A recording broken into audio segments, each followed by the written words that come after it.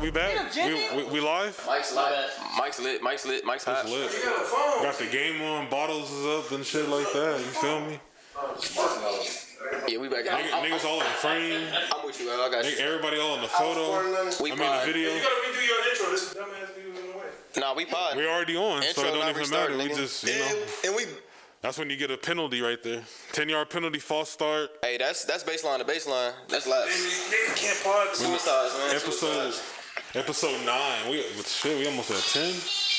Hey, that's crazy. Hey, nigga, we are on a audio broadcast. If you don't turn that shit down. With negative millions watching, nigga. Millions of fans watching. Negative millions. He said, we live. Let me tell you. Episode 9. Negative millions is crazy. Episode 9. Self-hate. Oscar and the Black Podcast. Oscar and the Negroes. Everyone always quiet on the spot. Less crazy. Say something compelling, nigga. Oh, fuck. Hey, this gonna be a good episode. We love you, brother. I don't see it. You to go for real. Look, you the only one with the podcast mic stand. That's crazy. Honorary member. Yeah. It is nice. I'm even being muted up. Jesus Christ. You muted up. That's crazy. Yeah. He already started on the struggle. He even got the airplane cup. That's crazy. I want everybody to comment down below who your favorite Potter is from the Less Crazy crew and why. And who you hate the most. Eliminate shit right I hate that this nigga Jim's always saying that's crazy. Or I hate that this nigga always drinking while he on the mic. That's Like, just whatever you want to. Self-hate.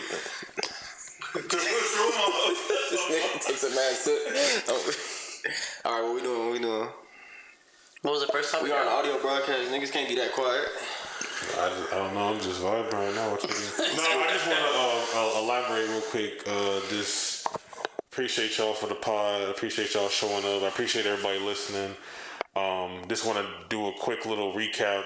This is real quick because I said I wanted to do this to y'all. But this is what the pod is about. You know, it's not really a news podcast or a music podcast. You can go back to episode 3 of last season and get the full in-depth version of what I'm talking about. But just like I'm not really trying to create a sports podcast or a music podcast. This is just more or less for a perspective on topics that me and my boys talk about or just come across. And everybody here, I really value their opinion. And Zeke's here too, so I value his opinion too, just showing up and all that. I didn't even get to introduce everybody on the pod, but I just wanted to make a quick little PSA real quick because that's really been sitting with me because I know people be expecting certain content, and I'm not gonna let people change our perspective of what this podcast is about, but also keep the core values of what this is because that's when, for me, when art becomes what everybody else wants it to become, that's when I start losing interest in it for myself, and I don't want to do that with this. See this? We setting boundaries. Facts. On friends. Episode 9. Everybody back. B in the building. Damon Logan in the building. Yeah. 100 Gems in the building. Oscar in the building. Zeke is here. Niggas see Zeke in the cut. Vigo Vale's in the building. I'm back. How everybody doing, though? I'm living, boy. Yeah, man. Faded. We doing great. Niggas see how we started this pod off. Niggas Everybody just quiet. I'm gonna say this. All the vibrations is how you can feel it. You can feel it in the air. I feel Everybody amazing feels after those 2 slices of pizza. Where'd you get those slices of pizzas from? I really just want to know. Hot Daisy. I think, Hot Daisy. Bro, is that shit fire? It's good. It's a sarcastic question because I know what you think about it, so I don't know why I asked that. I go there probably once a week. That's just the craziest part of the food pyramid. Word. That's just hard. Week's been good for me, man. Week's been good, bro. You got to see my brothers today. Me and Stan, what did we do last week? Oh yeah, we was in the fucking streets, man. We was was it like Friday or Saturday, something like that? Saturday, I think. Yeah, we was at Churchill. Well, first we went to this little event. I don't know whose event that was. A meet and greet. Yeah. We're doing some promo. You know, some street team. We did the Less Crazy 2-man. We ran to the meeting. I was at Central Records and I saw you guys walk, but you guys were walking pretty fast. Oh, you did? What was that event? You didn't even say nothing? That's crazy. No, so we I was ready to go home after that. He was like, there go them niggas I record with.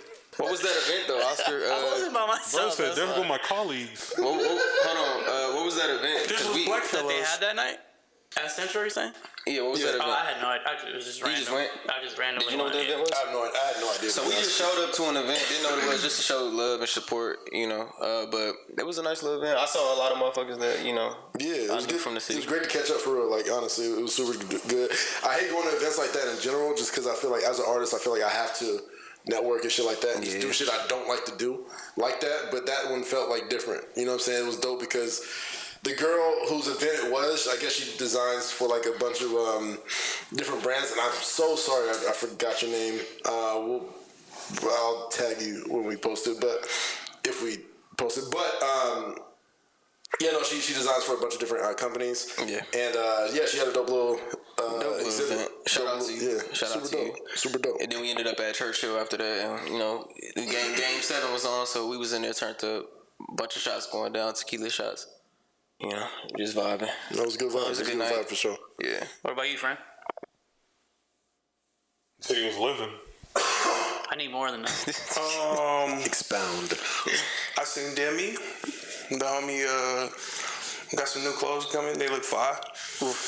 I seen the homie. Drops this week too, I think, right? Good news. My boy hit the week. That nigga off the I seen the homie Thomas. He got some clothes and a bunch of dope shit on the way. I was helping him with that. The kilo shit. You talking about? Nah, leaving. Gotcha. I'm just following the rules, no SOs. Hey, actually, real quick, I'm sorry to interrupt you. I was at when we were at, no, you're right. When we was at Churchill, I was in the bathroom. I was wearing one of your shirts, and some nigga was like, "Oh yeah, you know Frame? Oh shit, he was just working on my shit too." Like, so your face card good in the streets. Your namesake is good. Very popular, man. Very, I fuck with that. That's very dope. valid. Yeah, no, Thanks it's for wearing dope. my shirt, man. Arme. Yeah. Armor Legs Studio. Look in the bio. Yeah, shit link like below. that type shit. But bro, I was supposed to link up with y'all, but I was having my boy Thomas, You flaked out.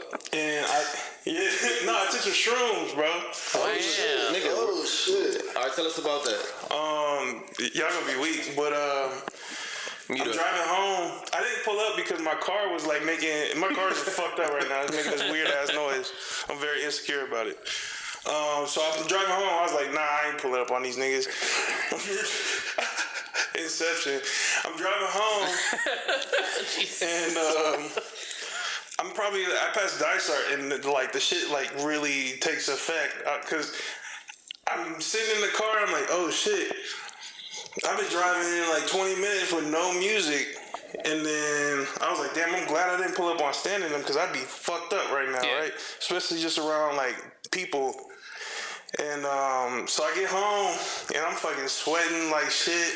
And I'm like having like ego death, bro. Like I'm really like critical. I'm like, damn, bro. I sit on a podcast with my niggas and like talk about my personal shit in front of a camera, and it like seems like the weirdest shit. Like I record myself conversating about personal shit, and I was like, bro, that's weird. I felt weird. I didn't want a podcast. I was telling Al about this shit earlier today. It discourages you to not want to do it? Nah, because when you having an ego death, it's just all the shit that you think that you do that's cool. That shit just seems like so lame to you. Please explain to me what ego death means. I really don't know what ego death means. Ego death is just like, everything that you think matters, it just, you realize like it don't. Like you start realizing shit that's actually important to you, like family, love, happiness, friends, staying in the moment. I'll tell you in a little bit. I was just going to explain what ego death was. That shit fucks me up, yeah. No, let us do our job, bro. Don't fuck with go ahead. Probably I got a question for you. Louder?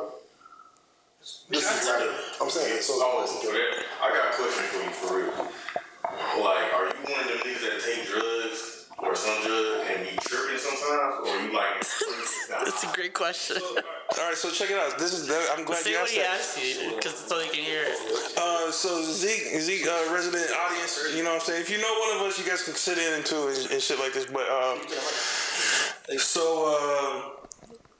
I'm laying there, I'm tripping about the podcast shit, right? And then I don't know, I not wake up, but like I'm like, all right, This is the Shrooms talking, right? So I'm thinking like how similar this shroom trip was to the last time I was really tripping, because every shroom trip before that was through the candy bars, and it was just anxiety. It wasn't like deep in thought, fucking mind fuck, right? So I'm thinking back to that last trip I had and how similar it was. And so I was like, oh, okay, this is cool. Like, I'm glad young me tripped out, because now I know what to do. Because I'm technically tripping balls right now, but I'm not. So I just, like, reverted back to doing what I did, which was just lay in bed, calm down. And I kind of, like, leaned into the thoughts that I was thinking, right? Yeah. And so... to spin off of the podcast thing of like, damn, that's weird. I'm like recording myself, like, I'm like, bro, it's crazy. I'm just on a rock floating in space, and like, nigga, I choose to fucking record a podcast and talk about my problems. Like, that ego death. That's when you realize everything is nothing, bro. Yes, everything's nothing. I'm like getting weird. I'm like on that teeter, that cliff of like thinking about death and shit, right? But I reel in and I'm like dozing off, and I keep waking up in between my naps, and increasingly like the high like levels down. So when I knew I was good, my thoughts was normal. I was just like, God damn, I'm still sweating. Like when I woke up, I was like, damn. And I fall back to sleep, bro. And then I woke up the next morning and I was normal, and I was like, whew, cool. And I went back to my bullshit. On Thursday. Yeah, facts. Like, and so I went into, when I woke up the next morning, I was like, damn. All right, cool. Because like at the same time, like I know I was only having those thoughts because I was tripping. Mm-hmm. Like now that I'm not tripping, I was like, this is why I'm doing this. Like, you know what I mean? Yeah, I think I had a discussion about ego death with Al like a couple years ago, maybe when we was living together. I think I did. I can hear. Or I used to talk about like not having no ego no more, or trying to get rid of my ego. Yeah. So I want to know, have you been trying to do that as well? I would say yeah, just because off the strength of just like reading and applying myself to everyday shit. I just have, like I said, like I don't know what episode it was. I was like, I have the acceptance of a lot of shit. That's really my shit. When it comes down to like my ego and my pride. Like now, I was talking to my homegirl earlier about like, cause she brought it up. She was like, yeah, I remember when there wasn't any like photographers doing anything. She's talking about like back in 08 or 09 and stuff like that. And I remember I used to really be amped up about situations like that, but now I really just don't even care. I'm just like, it is what it is. And other ways of that, like, I mean, I guess when it comes to like family situations and stuff like that, I mean, I just like I said, I go back to this acceptance and then like, okay, it's all right, it's all good.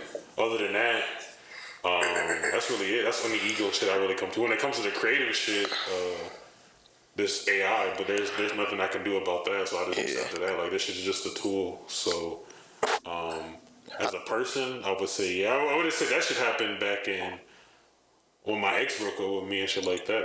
That's when that shit like really. Well, you feel like, damn, my ego I have to let my ego go. Yeah, I thought I was this, but I'm like. Yeah, like that shit, because I was in the frame legit before we got onto the pod. Like we was playing Xbox, and I was like, yeah, it goes back to like that whole. Because I had put on my Instagram. What was it? My Instagram status yesterday, like, oh, she was never mine, she was never yours type shit.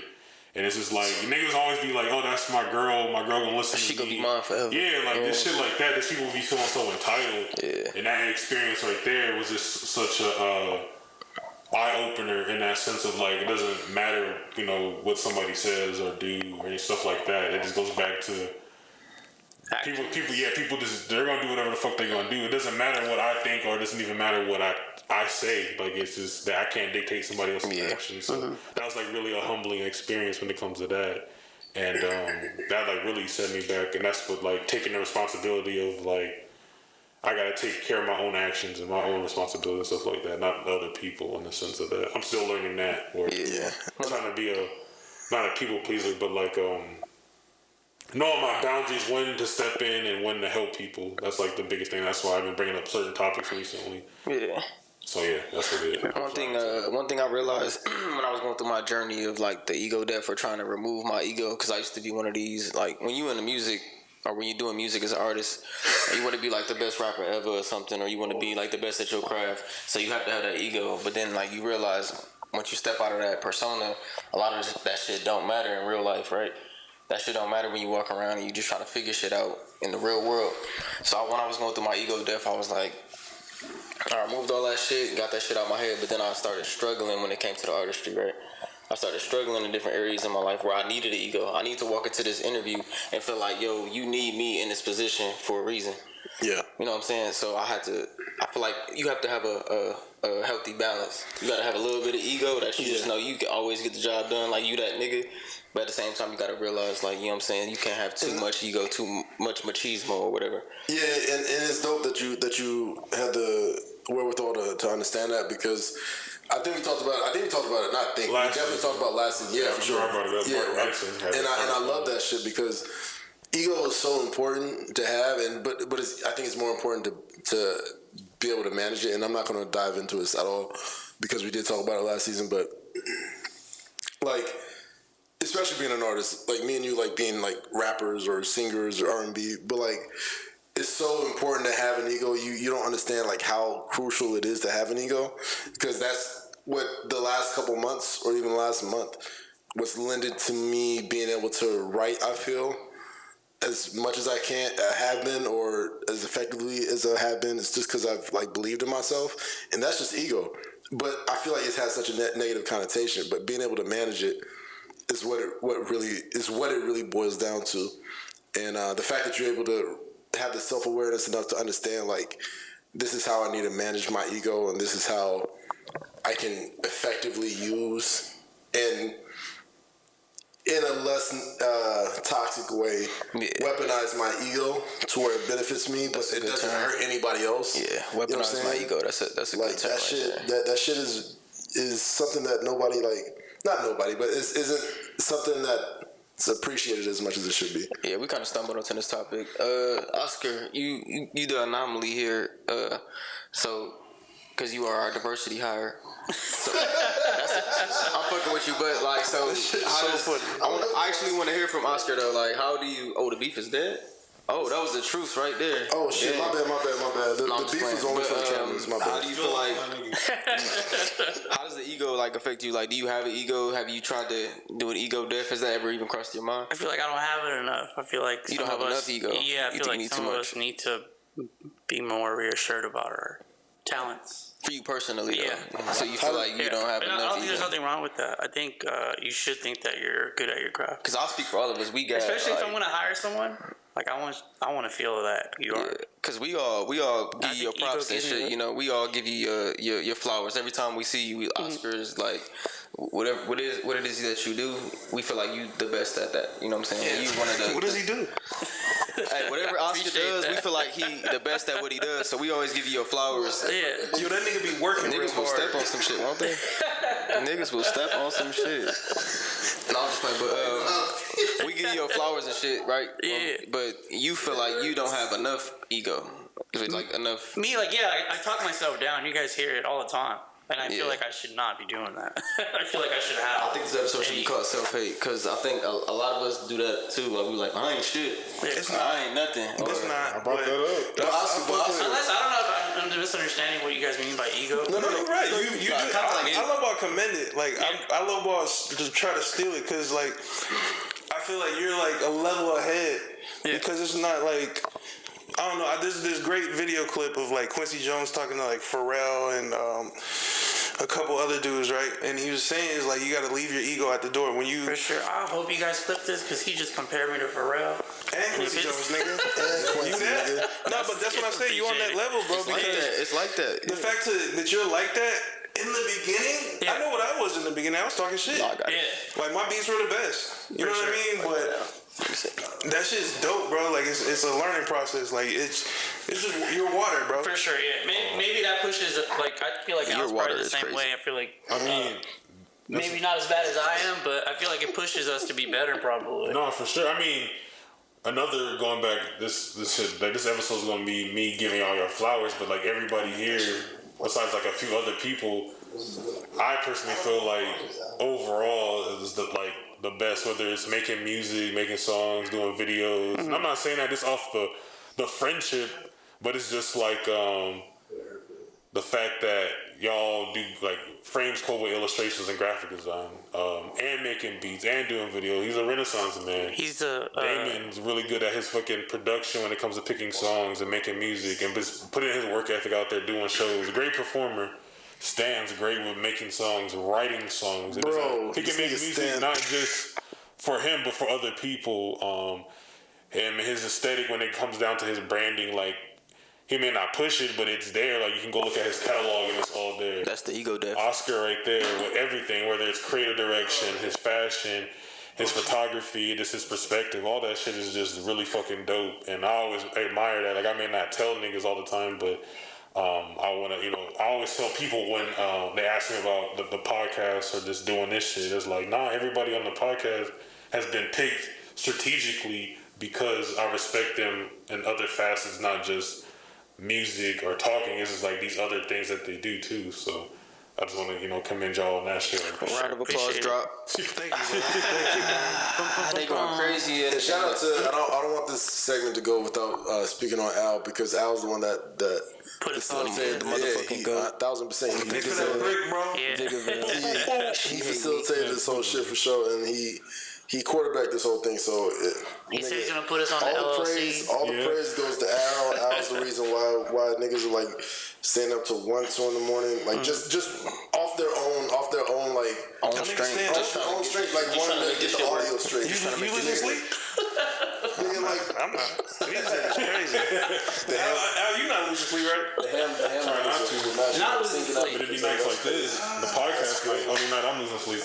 Nigga, like I stayed up till like I don't know what time I didn't stay up. I don't want to say it like that, but That was not nigga, like I'm like At all. this nigga like the success of this shit, like I don't know, man. I'm just committed to this shit and I love this shit, and it's all because of Al, for real. Yeah. So like Shaq, love to this nigga, for real. We've been going back to like Vic again, Diesel. What the reason of this shit is like, I felt like I told somebody like a couple years ago, like I want to make like a group of people who can come together and just bond and share shit and not be judged and shit like that. But in this day and age, you can make content out of it. But like the main purpose is that there's other people who like and respect us and respect our perspective. Like today, I got off the phone with my homegirl. She was just like, "Yeah, I really like shit that y'all talk about because it's relatable." I always get that. It's always like y'all talk about shit that I can actually relate to. What's the bro's name? Roselle, when he pulled up on us. Yeah, like, Roselle, y'all talk about shit that I can relate to. And that's the main thing. That's what I want niggas to understand. So it's like, when it comes down to like me having issues or like in my personal life and I bring it up on this shit, that's the reason why. Because I know niggas out there may be struggling with some shit or maybe dealing with some shit. I want to piggyback off that too. I got a text message not too long before the pod. I was thinking about something that y'all said while listening to the podcast today. Y'all make me realize a lot and look at things differently. So people really are tapping in with the podcast and just like they respecting our perspective and our opinions and how we try not to do we will touch on some current events, but we try not to do what every other black podcast, not black podcast, not every even other white podcast is doing. When I got this way, I had to skip over my. No, I'm fucking. Honorary. Oscar in the black podcast. But you got something to say, Frank? Yeah, I want to shout out. What was his qualification? I want to shout out one of our listeners, Pat. You got a nice rug. There you go. Hey, no. We still rolling. Shit. What nigga? I feel like I lost my spot. No, but like We're gonna have to wrap this up. it's rap. It's rap. But no, this podcast is amazing because it allows us to really express ourselves. Yeah, but like Al said, it's not a regular. Like it's not a podcast. This is a fucking therapy. Exactly. I don't want to use it in that vein, but that's essentially what I wanted to do, and I don't want it to be so cliche that it's like old niggas expressing themselves and being vulnerable and all that shit. Because now that shit has like a stigma to it, but it's really just us grabbing mics because this is shit we talk about on a regular basis. Exactly. Like the conversations that we have off mic is the best conversation that we have. You know what I'm saying? The best conversation that you will have, and we just said you might as well just put a mic to it. Oh man, the computer crashed and we're back. It is episode 9, Oscar and the Black Podcast. I call it Oscar and the Negroes. Jesus. Y'all ain't with that? Y'all not with that? Oh my god. Y'all not with that?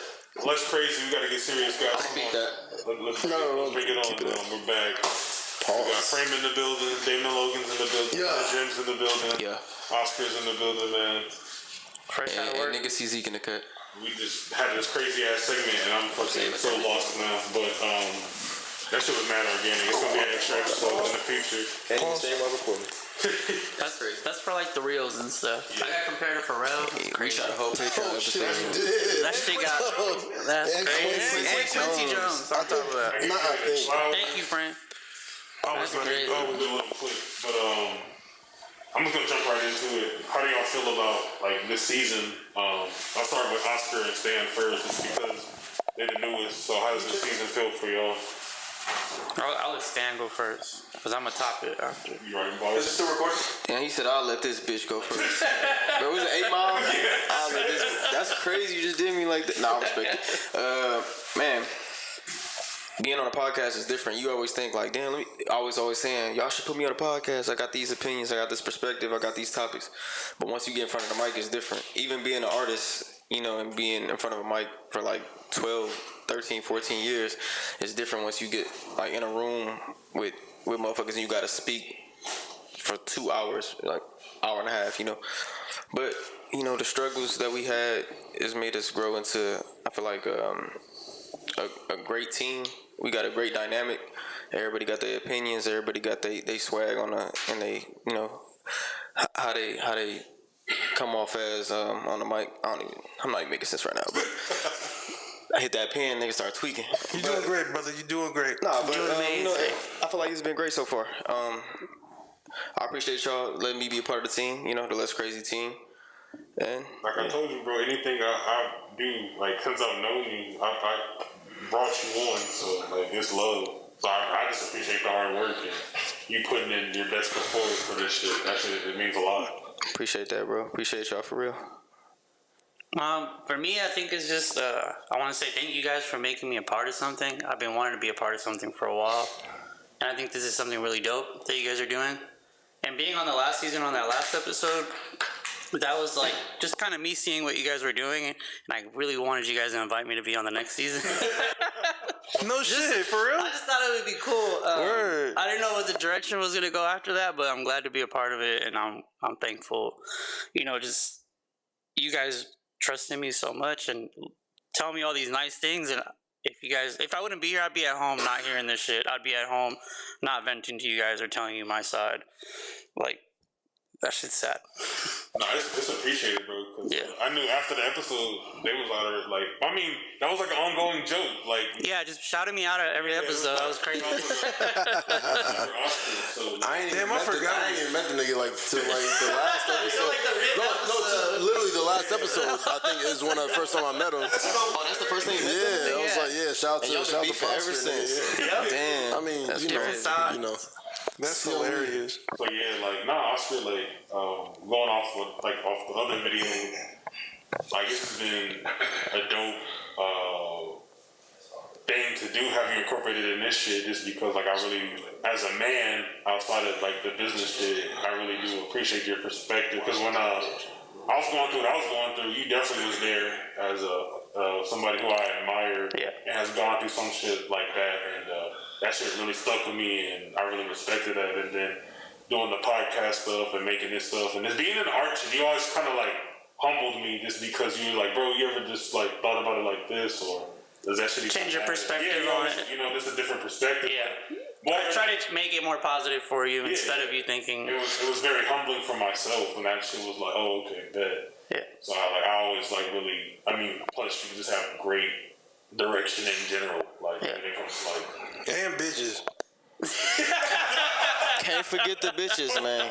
Can't forget the bitches. Cut that out, please. Cut that part. That nigga gonna ruin it.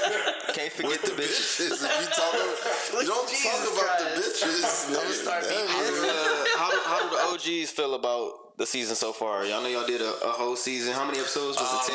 10? We did 10. 11 episodes first season. Oh, no, we did. We started 0-0, double zeros. Yeah.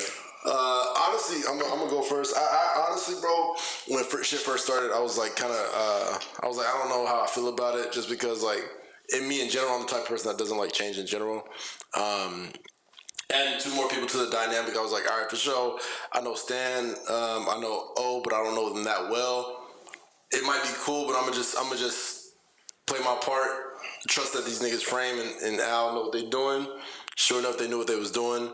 Honestly, this season it's been really, really, really good, because it's shown in my head. It's shown how much we've grown, and how much an impact just two other people could have. You know what I'm saying?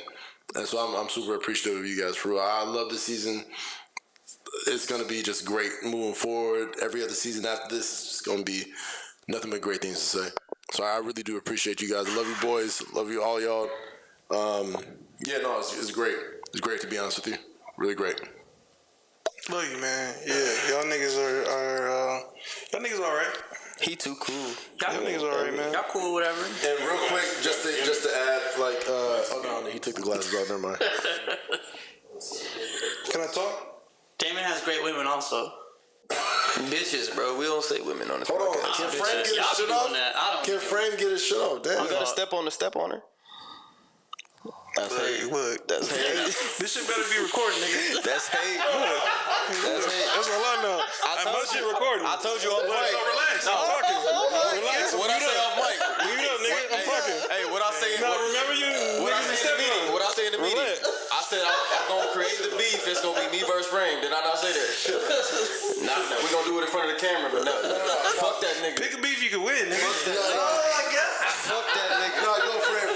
Nigga just on the crazy Fuck that podcast. nigga. No, Frame. I'm not ready. No, Frame. We want to hear you. I'm sorry, brother. New beef started. I'm sorry. All right, We Frame. recording? Alright. So like I was saying, y'all niggas alright? That was it? Yep. Straight to the point. I like that. Man, round of applause. It's a straight shooter right there. Yo. Pum, pum, pum. No, I got a real question for Frank. So if you had, like, so what would you say changed besides us two being on this new season? Like, two new guests or two new people that's, like, added members? Bro, this week got me fucked up. But how do you think the dynamic has changed, and, like, what would you say has improved or has not improved? Or can improve going forward? I think the production is fucking fire. The content's the same to me, honestly. It hasn't even really been different. But the production, really, bro. Like, I feel like we're doing all the shit that we kind of, like, settled with. Like, we just wanted, when it was just the three of us, we just wanted to be honest and talk about shit that no one was talking about. We were focused on basically just getting that bullshit out that we were, like, dealing with. You know, we're getting older and shit. It wasn't a point of doing the same shit, doing what's expected and what's accepted and shit. Like, we wanted to do our own thing, and I'm really grateful for this outlet. This shit's fire. Yep. I appreciate you. And that's all Cetus. I got you. Pass it on. Where we at with Al? To answer this, just to wrap it up for me, is this. To answer all, I think you asked I think like 4 questions. No, I'm just being honest. Like, I'm gonna try to remember them all one by one. I love how we came together, chemistry wise. It's coming along. You know, we have our moments. All of us. You know, we're still learning as we go. And as the person that created this, which is like humbling to say, but it's definitely challenging at times when it's like. I know we all have our egos and stuff like that. We all have our jobs and we all have stuff outside of this. So it's like that for me is kind of overwhelming just because I'd like to be mindful of what niggas got going on. And I don't want to be like no nigga like at a job micromanage and hey nigga you do this, you do that type shit. So like it's hard for me to be like, yo, just an example, like, say, did you send the link, or B, did you start the video? I'm not going to do that because I feel like we all already knew and that was already established at the beginning. So there's just times where I get like, all right, bet, like, I'll be like, I ain't going to get mad or nothing. I'm not going to press the issue and shit because it's like I'm going to let it just happen. And it always works out. So that's like something I'm proud about with myself and with the podcast and everybody just holding their roles down. Frame doing the videos, Damon doing the social media, Stan doing the audio, Oscar coming with doing the content, and having this showing up and just doing shit, putting their best foot forward. Everybody putting their best foot forward. That's what's really dope to me, and it's only gonna get better. It's all about just remembering the core values of the show and building off that. And there's really not too many cons. It's just like learning, like it's like any other relationship, just learning and adapting to that, and being mindful of certain things, stuff like that. That's what we did. And I think it takes a certain person to know. It takes a certain quality in a person to understand like the chemistry that somebody could add to an already established relationship. You know what I'm saying? So kudos to you for sure. I feel like that's plays a huge part in why I'm so hesitant in working with other people in general. So definitely hats off to you. It definitely opened my eyes to be like, yo, you can trust other people to not only just pull it weight, but do what you in your mind envision or expected out of them. You know what I'm saying? That they're gonna like deliver. You know what I'm saying? Because they believe in this like we do, and I fuck with that. Yeah. Yeah, the fact that you believe in us to do this. The fact that y'all like show up constantly and put your, like I said, best foot forward. Like, I'm not gonna lie, there was a couple of days I'm like, man, like, are you guys sure I'm in the right place? Like, should I be on this podcast? And like, no, I felt comfortable after a while. Like, you guys are my friends, but I was just like, you guys sure you need me here? You have a really dope perspective, bro. Like, once. But that was just in the beginning, obviously, just me having my own doubts, me being who I am. And I'm gonna say personally, I would like you to open up a little bit more too. Hey, I'm getting more comfortable. I'm getting there. With time, my bad. You here for a reason, bro. You here for a reason. Yeah, I think everybody here for a reason. You got that. Like I said, you just have a really dope perspective. And once we get to like the more creative shit, outside of just this shit, I really want to be able to display your talents and stuff like that. For sure, appreciate that. No, for sure.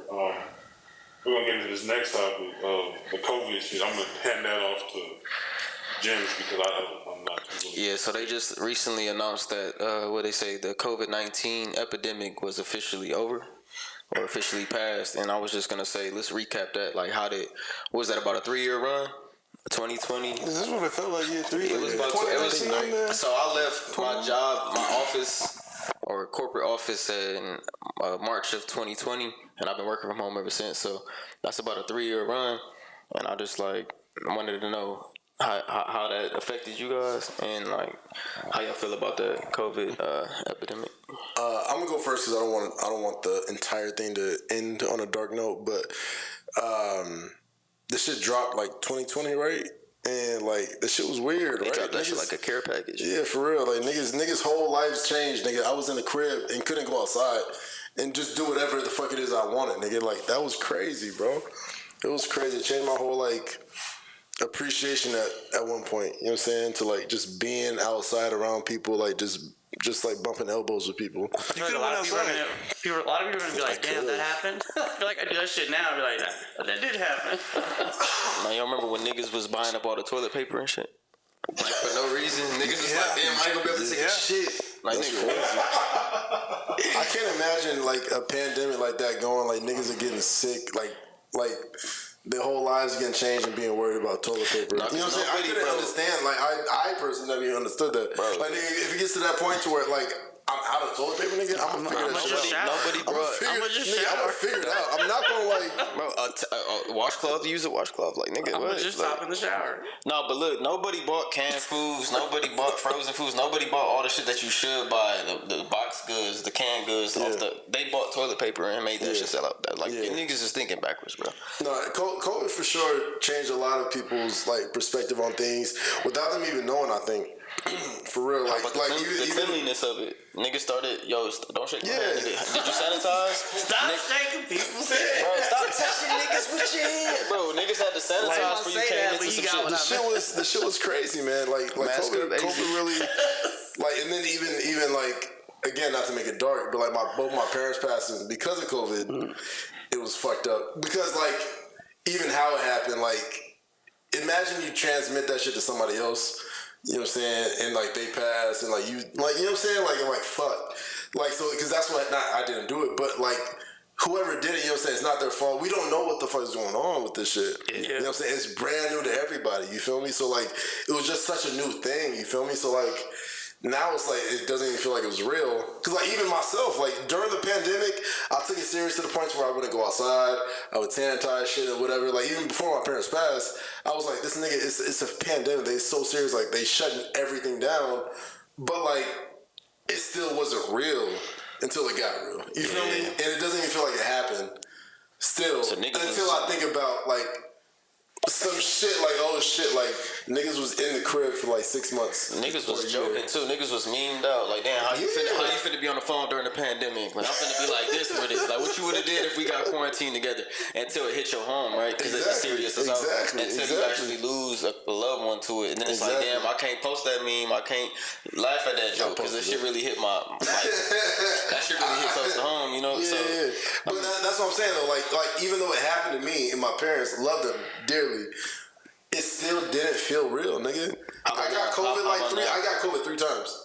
And I was straight after the fact. You know what I'm saying? Like, bro, it's not real. Like, it's real enough to where, like, it affected me, but it's still like, nigga, that, like, came and went. Yeah. Like, how did that shit just come in, like, for 2 years, 3 years, and just, it disappeared? You know what I'm saying? Like, what the fuck happened? You like, this shit was killing thousands of people a day, and now it's just, like, it didn't even happen, right? It was serious out of nowhere, and then unserious out of nowhere. That's just so crazy to me. Yeah. So that's another question. You kept saying that I feel like it wasn't real, but it was real. So now, looking back, with that foresight, how do you feel? Like, do you think that these are my conspiracy with it or not? But these are my current thoughts. Yeah, I'm sorry if it sounds like sounds like me reminiscing because my parents passed. I'm saying that because it's just what happened. Yeah. But those thoughts I had, like, it's real, but it's not real, are my current thoughts. I feel you know what I'm saying? Like it's real because it impacted me, but at the same time, like, nigga, it came and went for real. And like nigga, like, it doesn't feel real. You know what I'm saying? It feels like a blur. And then when I think about my parents, I'm like, shit, that took them. You know what I'm saying? Like that shit that might not even have been some shit that was legit. That took them. Like, it's like nigga getting a cold and like catching a cold in like 1600s. Like, that's, you know what I'm saying? Like, nigga, a cold, nigga. And we don't want to sound insensitive. We don't want to sound insensitive to nothing, just to be like, nigga, my parents died. It's not insensitive. We straight. I'm just saying, we don't want to sound insensitive to nobody, but, you know, we just speaking our mind about it. Yeah. How about, did y'all niggas get vaxxed? Anybody here? Y'all want to speak on that? Halfies. PHI. I got halfies. PHI. What was it? What was everybody else doing during COVID though? During COVID? Yeah, I was in the crib. I was fucking losing it. What the fuck? Niggas was lonely? Yeah, same. I have a question. I think a part of the reason why it wasn't real because I had roommates, so it felt real and it didn't. So like for people that lived alone, like did you guys live alone during COVID? I think there's gonna be like a fucking documentary on pandemic relationships. Oh, it will be on Netflix. Cause bro, I live with like I had 4 roommates at the time, bro. Like any other time, if I had 4 roommates right now, nigga, I would go crazy, nigga. Yeah. But during the pandemic, nigga, that was literally perfect timing. Cause I was at the crib, but I was always around somebody, nigga. Always. Like my friends. You feel me? Yeah. So like my experience is way different. So I can't compare my experience because it's so extreme. I had people I live with and then like people like passing, you know what I'm saying? So extreme. I can't relate to nobody. Yeah. That's back when me and Al lived together. We was linked up. He was in a relationship. I was dolo, but it was us 3 in the crib. Yeah. That's when I was doing my quarantine radio shit, you know, when I was doing my verses with Marshawn. I was gonna say the verses. But we was bored. We was just in the crib. We was just like, nigga, I got 20. Nobody's judging you. Let's do it. Yeah. No, y'all niggas definitely was on my ass. Say it again. We was still outside. We was outside. I know. That's what I'm saying. Like, why are niggas acting like we didn't go anywhere? Like, that's crazy. We were outside. Hold on, everybody. No one want to talk about how sweet the I-10 was. Dog, traffic. Nigga. Because the 202 wasn't even built yet. Nigga making it sound like it's Hey, we went outside one time. the tour wasn't. Nigga, I remember even catching COVID. Like when I caught COVID, I was like, man, this shit ain't shit. I was fucked. Did you go outside? I was fucked up for a day. I'm not even gonna lie. I might get canceled for this. I was like, nigga, I got COVID, but I'm still popping. Who gonna up. cancel you? I'm still popping up. I was still in the hookah lounge, nigga, getting, you know what I'm saying? We was at Alibaba with it. You know what I ain't gonna lie. You could have been anywhere in the world. I went out to Cole and I was like, I know one of these niggas in here got this shit. I know there's a nigga in here that's just like, fuck it. Like, you know what I'm saying? Like, that's shit. I was so mad I had to put that mask on. I'm gonna be honest. I was so mad I had to put that mask on. I was like, man. But then you start realizing how dirty niggas is. Like, you know what I'm saying? I was already cool on my hygiene, but I even picked it up a little bit more after that. I ain't gonna lie. That's one thing that did come out of that was a positive for me. I was like, man, motherfuckers do be dirty. You don't realize how much shit you wiping off. You like, damn, this shit is. Go ahead, my bad. Oscar, you was in the crib during COVID. You didn't go out? Oh yeah, I went out. I was outside. Yeah. Anybody go to one of them like low key strip clubs? Nah, I didn't do strip club. I didn't. I'm moving up. Me and Zeke pulled up at a protest. Me and Zeke pulled up to the Where was protest. the craziest place you guys were at in the pandemic? I want to know outside of that strip club situation. I want to know what was the most shadiest place you guys were at during the pandemic. Me and Zeke You knew this was That's a good, bro. The protest. Me and Zeke went to a. All the bitches was at the protest. Yes, they were. Zeke, say what Zeke said. Zeke said all the bitches were at the protest. Comment down below if bitches were at the shit. Boom, boom, boom, boom. Not beeping that. No, Keep that. that was bad. Bitches on the roof. Nigga, He said not lying. They were sniping. They were sniping. Bitches were sniping. everything, nigga. I was there. Nigga. I see it. There was tanks on Van Buren. Let me see. When the pandemic first started, one of the protests was like on some crazy shit. They was ready to ride on the police. And me and Zeke pulled up on some sneak shit with our backpack. We was like, damn, they finna do something. We finna get up out of here. Them niggas was really finna ride on the police. They had put Phoenix PD had they tear gas out. Them niggas had the little shells. You know what's sick? Everybody's amped up because George Floyd died. I'm not finna do it. Look, see? Niggas were about to ride on the police because they killed a man. You know what I'm saying? Like, that's fucked up. Like, we're totally right. Next time. Those people are completely right for how they reacted in that moment. And I just thought it was so... That time, bro, Kobe died, George Floyd, and the protests and the pandemic. Bro, it really, like, to me, it felt like... All right, yeah, it's a wrap. The loop. The loot with the the loop. with the I was like, yeah, Logan Paul was in Scottsdale breaking shit. Yeah. So real quick to that point though, do you think all that shit was like just? Do you think all that stuff was just coincidental or not even coincidental? Like was that on purpose or whatever the case may be, or do you think that the other extraneous things were happening and just being amplified because we were just sitting in the crib? A lot of us were just sitting in the crib. I think that was literally like our moment in the history book. You know, there's like times we were talking about fucking potato famine and shit like that. World War I type shit. Yeah. Yeah, specifically like shit like that. Like I feel like that was a moment. You know what I'm saying? Like, but I'm saying, do you think it's all a result of the pandemic, or that just is just a very dense period of time, just coincidental? on my head, I think the government just hit the switch, bro. It's time for these niggas to turn up. Not for you. Not for nothing. I agree with you. I don't think it was like we shifted into another gear. I think it was by design. Like, I don't think it was. These niggas is getting too aware of shit. Let's go ahead and reset them real quick. While we Says get the these. nigga in the afro. Hey, I'm always. He's like distracted. That was our COVID-19 take. We gonna go ahead and wrap it up right now and come back to y'all in a couple minutes. Back from break. Good little first half. I'm still mad at not mad. I'm just out of it because that first take was amazing. Oscar, this next topic is you. I ain't gonna put too much pressure on you, but you really like this topic. I think it's great. I have something to follow up on it. I feel like I have deja vu or something. I feel like we went over this topic. We didn't at all, but go ahead. My topic was what type of distractions do you have in your life? So I want to start off with Damon because he seems the most Distracted. Yeah. He seems like the most with the most distractions. No, I love that. Thank you, brother Oscar. Everybody go around too. No, it's just on me. According to Oscar, I'm joking. Honestly, bro, when it comes to distractions, I definitely have distractions in my life, and it's just a matter of prioritizing. Like I have like work distractions. You know what I'm saying? Like I have just distractions, like just my own personal shit that I like to do, like vices, like video games, nigga, sports. I don't go out like that no more, so I can't even say that. But like, You was just at Cobra. Yeah. I was at Cobra for sure. It felt weird, bro. Please go because you. I was like, yep. I was looking at those tweets. I was like, yep, nigga. Yeah.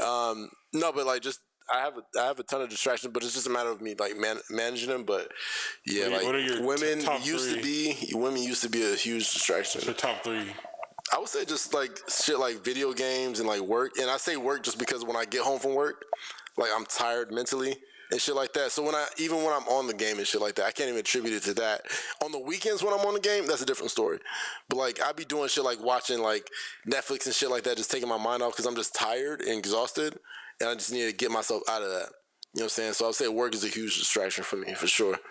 I guess women, but women's not even a distraction. I don't know. Like I said, going out, I don't go out like that no more. So like I can't even say that's a distraction. I would say work. Everything it feels like everything's like work, and then everything else trickles down from that. I feel that, you feel me? Yeah. So like that's what it really is. Like tonight, like I got off like an hour and a half late. You feel me? Like it's a distraction. It's that type life. Shit. You feel me? So yeah. B, what about you? Work for sure. Within like the last year, just having like a job that I would just be really tired, like Damon said. Yeah. But I would like my job. I work from home, so there was a lot of downtime. I could have did way more, and some days I did work, but you know. I was just, I felt comfortable with like making a certain amount of money that I wasn't making before, having time to be whatever the fuck I wanted, and I was living somewhere that I wanted to be, so it was just easy for me to get like complacent. I feel that. Jims, what about you? I feel like some of my biggest distractions is just being complacent and bored. So when I'm bored, I'll probably get on social media, go on Instagram, go on Twitter, scroll the timeline for 30 minutes, an hour, and not work on a song or something. So my biggest distraction is probably just downtime, for real. I feel it. I'm gonna add that one to mine. I scrolled about social media. I was gonna say the same thing. It's when I'm at home alone, it's my downtime, and I get bored. I'll just be on social media or I'll be on my phone instead of being productive. You sound like LL Cool J. When I'm alone, when I'm home alone. Zeke, what about you? Real quick? Song I ever learned how to play on piano. It was very soft the way I said it, huh? That's the first song I learned how to play on piano. But for real, my phone fucking sucks. I hate being on this shit all the time. Lately, for me, it's been money. Okay. Like you after it all the time? Not that. It's just like, how do I put it? I'm thinking about like all the shit that I can like get, you know what I'm saying? And that distracts me from the bigger picture. Okay. Yeah. We'll get it. So you feel like you're constantly shopping or looking for something to buy? Always looking for that next thing to get. It's all right. So it's that, and like the material things. Oh. Okay. So I feel like. Probably if I stop thinking about this shit, then I can like get this shit. Like I don't know. Like I don't. Sometimes like that shit be really begin to not distract me from. So yeah, I mean, it sounds like ambition. Like you're like overly ambitious in that aspect. You want it. Like the bigger picture is there, but it's just like that nigga putting in that legwork right now. That's tight. Facts. Watch, you gonna be. I don't know if you're gonna remember, but like, you know, you're gonna get your land. It's gonna be like this little flashback moment. Oh shit. Facts. I'm on this bitch. That's all 5 acres. You got to put in that groundwork. You know what I'm saying? Which it sounds like you're doing. So like that's hard. You gonna have chickens and shit, huh? Mm-hmm. I mean, all right. No, I feel you. Nigga. He said, all right. No, I really want horses. Okay. Word, that's different. That's all right. I heard. I ain't never seen what is Nick Rushkin? Rick Ross putting everybody on now to the right off. Getting cattle. No, I'm saying that he's making it popular niggas to be like, oh, get you a cattle to get the write off. Niggas weren't looking at this. You like horses? Not really me living on the south side. I see this shit. Yeah, I see. I see this shit it's a house, it's a property like behind like our community, and they got a full of horses. Yeah, like nigga, like the homegirl got a ranch on the south side for real, and she got a ranch. She like does like I don't know what the Spanish shit is or what. Spanish shit. But she Damon like, Logan said Spanish shit. Go ahead. But bro, he be saying Spanish all the time. Like, just say Mexican. But just say Mexican, bro. But like she does some kind of horseback riding where she like is performative and shit like that, and she like trains people and shit like it's hard. She sounds fire. What about you, Al? What are some of your distractions you think? This is like my most hated distraction is social media. But only reason it's really a distraction is because only reason I really use social media is for like business. Like other than that, I personally wouldn't really use it like that. What else? My downtime too. Sometimes like that's when I really get into like thoughts of bullshit. Are we overthinking? Yeah, exactly. Overthinking is another big distraction. But that shit happens at the house where you're by yourself. That's just crazy. Like right now, I just feel like I'm overly stimulated with a lot of shit, like just mass marketing and all that shit, and just AI shit for no reason.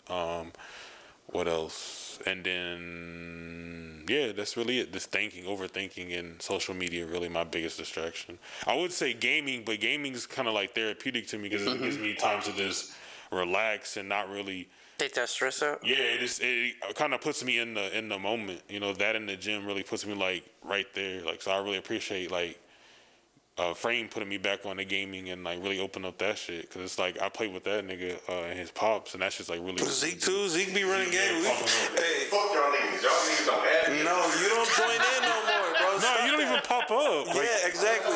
No, it don't say you're on. It says offline all the time. Oh my god. I switched it. Like when I first got my Xbox, I was just like, no, fuck this. I want my shit offline. Yeah, so it don't ever say you're on. That's what I'm saying. So I be thinking like, oh, he must be trying to do his own thing, or you know what I'm saying, he got his nephews or something. I don't know. Yeah, that's what I thought. That's what I be thinking. So I don't, you know what I'm saying. But the times we did play, you just joined in. It was like, oh, bet, cool. We gonna run multiplayer, resurgence, whatever, and we be going off like. Nigga, we was on that game that one time until 11 o'clock. Nigga, it was like, yeah, that shit was crazy. Nigga, we was all fighting to drop 40. Like, nigga. That shit was crazy. That day flew by. But yeah, that shit is like super cool. So I don't even really see games as like a distraction. Yeah. That shit is super cool for me. B, this is your topic. I think this is a really great topic. I think this is B's topic. What I put down? What type of what music did your parents put you on as a kid? What were they playing around the crib in the house? Yeah. I just I came up with that topic because I found myself just riding around like listening to R&B and shit, like how it was when I rode around with my dad. You in a Beamer, that's why. That I know, it's like it kind of comes with it like a R&B CD. It's crazy. It's the Beamer aesthetic. That shit is crazy. It is part of that aesthetic. But ain't you on the 10 on the way over here? Oh God, bro! But you know that it's just like a lot of oldies. You know, the Saturday cleanup. My dad played jazz a lot of Boney James and shit. I used to get on him too. I was like, bro, why you listen to this shit? There's no word. And I ended up making beats. Now, yeah. Like, you know what I'm saying? Like, I think that shit's hilarious, bro. But it made me wonder, like, about all y'all. You know what I'm saying? Even Oscar, what are you, mulatto? Oscar is from the land. I was playing. He's from the land. But you know what I'm saying? I wondered what you guys listen to. You know what I'm saying? I feel like music is such a big part of like '90s babies in general. For me, it's mad old school. My parents was born in the '50s, bro. So it was like all all the soul music, all the original funk music, and then shit on some random shit. My mom used to play like rap too. Like she played like Common, Kanye, Ludacris. Zeke was there. He knew like my mom was playing that shit. Hey, so. you hear Kanye? Yeah, like yeah, exactly. So, but yeah, all that shit like SOS, Gap SOS, man. Yo, family. Marvin Gaye, with the Vandross, Underneath the Front. Y'all listen to Mint Condition? Yeah, all that, bro. I wish I had my mom's fucking collection of music, bro. I lost all that shit. Quit breaking my heart, on God. It's crazy. A lot of that shit, a lot of the old shit, bro. Like, cause, like my parents, they was there, they was around all that shit. So it was like, you name it, I probably didn't heard it. If I may not know the name, but I definitely heard it. So that's my list. Damon, what about you, bro? I know you got a different background there. Yeah. I grew up listening to a lot of gospel, like crazy amounts of gospel. Chico, you got Chico, bro. Thumbs down, nigga. Nah, cause that's a lot of beats still from gospel now. Yeah. Those are gospel. Go ahead. It's funny to see even this project I just recently listened to. Just even in just the nuances of the project, you hear like the gospel. Especially if you grew up in that shit. I was like, yo, this shit sounds crazy, fucking nostalgic. And I go look at the credits. All the samples are fucking from gospel music. You know what I'm saying? That's just and so you hard. know them bitches too. Like you didn't have to look them up. Yeah, exactly. So I grew up on gospel from my mom's and my pops, but my pops mainly put me on to hella jazz. That's all he listened to, and then he would listen to gospel on Sundays. But like hella jazz and hella gospel. Me and my moms listened to Marvin Gaye a lot, and Marvin Gaye and Tammy Terrell. Off the top of my head, that's all I can think of right now. But yeah, a lot of Christian music, a lot of R&B shit. What is like old R&B shit, like Ray Charles and shit like that. People Bryson? Nah, People Bryson. What's that? They have that song "Feel the Fire." Nah, okay, yeah. I forgot to add Sam Cooke to my list. That was my dad's favorite artist. Sam Cooke. What about Johnny Hathaway? Yeah. Yes, sir. Yeah. What about you, Steve? Yeah.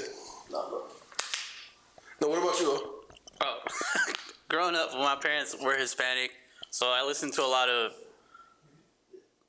like a lot of corridos and banda. Obviously, like banda's like hella comforting to me for some reason. I don't know why. It just makes me happy when I listen to it. And then growing up in the Bay Area, I listened to a lot of 106 KMEL. Like radio was like big out there, 94.9, and that shit would be on 24/7. So they would always like play Bay Area music, but then R&B was like the shit out there. So I have all that in my background as well. Not to cut you. Go ahead, Stan.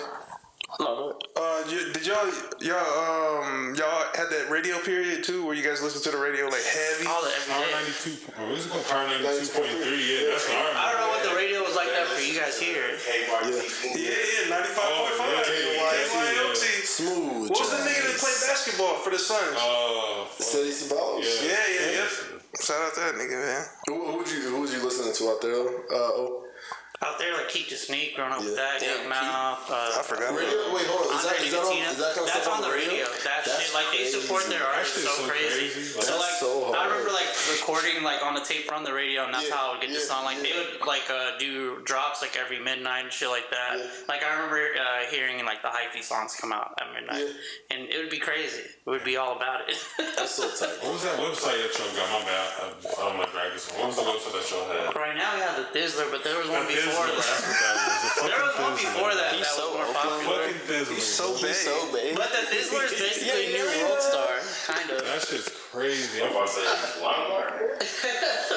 digital. But not everything. Me growing up, like even in high school, freshman year, I remember through the radio and recording it on the cassette. It don't work no more. Damn, they closed that shit down. Yeah. I'm that old, damn. Stan, what about you? I mean,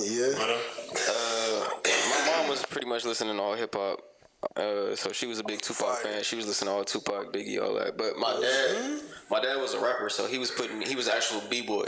So that nigga used to break dance. He was putting me on all that type of shit, all the LL, you know, all the old early '80s hip hop. And he was pretty versatile in his music taste though. So put me on all Michael Jackson. He was a dance fan, so he had the early house music, like all the old classic shit.